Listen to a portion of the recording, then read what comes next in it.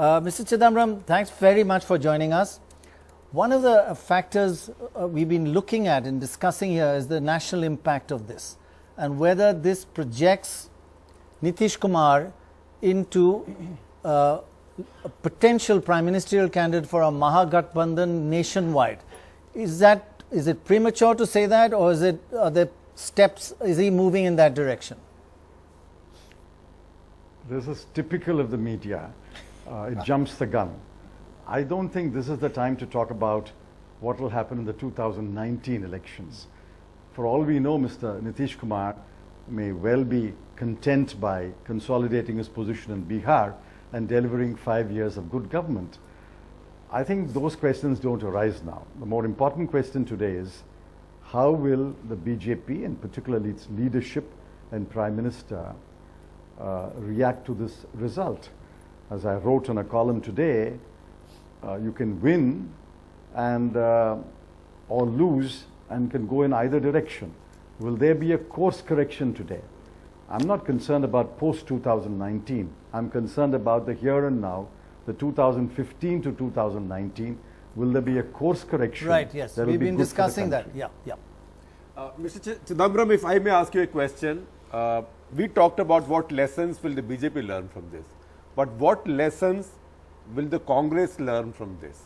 Is there a realization now that in maybe some other states also, Congress has to accept being a junior partner and thereby be a cementing force in new coalitions against the BJP? Or will Congress go back to being what it was, wanting to contest everything in order to preserve its notion of being a national party, of a preeminent national party?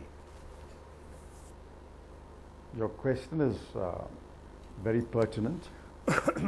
Congress will have to take decisions according to the context, the place, the state, and the time of elections. I think in Shimla some years ago, Congress did endorse the need to take a practical view.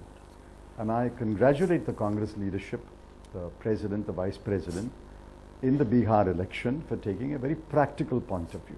The most popular leader in Bihar was Mr. Nitish Kumar. The one with a very large social base was Mr. Lalu Yadav. The Congress started as a very minor player, but having won 17 or so of the 40 seats it contested, the Congress has registered its presence. Now that's clearly a very wise strategy that has proved successful. And I'm sure the Congress party will adopt a practical strategy that is relevant to the context and the state in which elections are taking place in the future. Mr. Chidambaram, this is Siddharth Varadarajan here. If I can ask you, do a bit of crystal ball gazing for us. The next few relevant state elections, from the point of view of trying to repeat the Bihar strategy, would be Uttar Pradesh. There are five coming up. Right. But I'm saying the ones that, Kerala has, there's no reason for you to dilute. Let's start with Tamil Nadu. But Tamil Nadu is one place where you've traditionally talked about alliances, you've had alliances. Bengal, there's been a discussion between the Congress party and the left. Assam, what attitude might you have towards the party of Mr. Badruddin Ajmal? UP is the big question, of course, which is far away, 2017. But would you be actively exploring arrangements like the one that you helped to craft in Bihar? Well, I can't possibly give you authoritative official answers. Right, but in terms of the political logic. I can only give you my view. Yes. I can only give you a logical answer, a view. Namely, in each of these states, the context is different.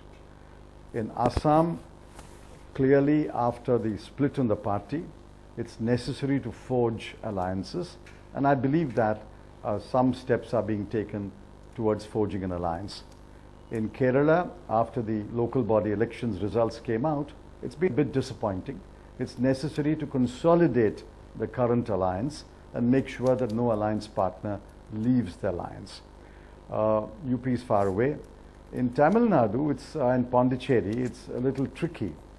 The Congress is now at its lowest ebb, and there have been some internal discussions. But there is a third front that has already been formed, which claims that it will be equidistant from the Congress and the BJP. So I think things are in a bit of a flux in Tamil Nadu. But again, in Tamil Nadu, it's necessary to take a realistic view of the context and the state and the forces that are arrayed against the Congress party and come to a practical decision. And I'm sure the party will begin to take practical decisions in the future following the success of the formula in Bihar. Mr. Chidambaram, this is Dora. In what way will the results of this election have any impact on the Lok Sabha and the session to come in the winter? I think the next 2 to 3 weeks are crucial. Whether Mr. Modi and his government will make a course correction. Course correction not only in terms of some of the policies that they are pursuing, course correction also in the manner in which they approach the opposition party and the issues. There are serious issues that are being debated in this country. Many BJP leaders are mocking at the debate. They are using language which is completely unacceptable. For example, the growing protest against intolerance was described as manufactured protest. Yesterday there was a pseudo march which called all those who returned awards as virtually called them traitors and said only those who marched yesterday were patriots. That is simply unacceptable. That's one level. The other level is what is the Prime Minister going to do?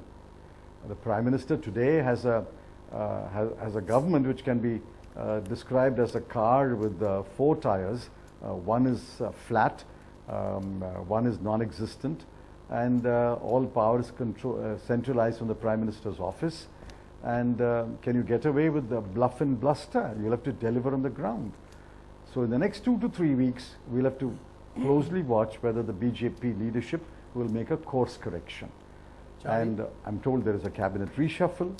As I've said in a column today, I think the reshuffle will be a pointer to whether they will make a course correction. If the course correction does not take place, I'm afraid, I apprehend that the winter session will be stormy.